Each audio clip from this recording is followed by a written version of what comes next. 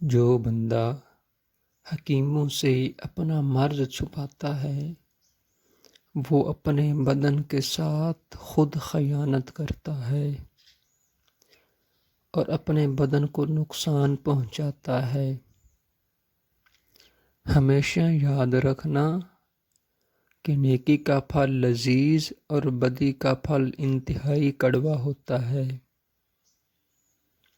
جہاں لگے اہمیت کم ہو رہی ہے وہاں جانا کم کر دو، پھر چاہے کسی کا گھر ہو، یاد ہو یا دل ہو۔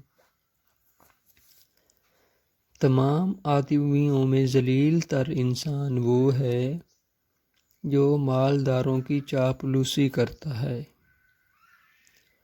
اور ان کی خوشامد کرتا ہے اور مال بٹورتا ہے۔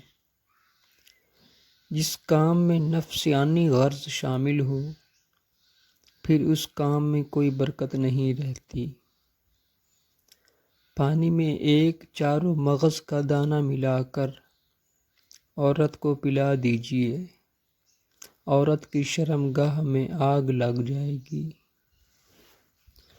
دوستوں، یہ تھی ہماری آج کی ویڈیو۔ اگر ہماری ویڈیو اچھی لگے تو اس کو لائک اور چینل کو سبسکرائب کر دیں۔ شکریہ۔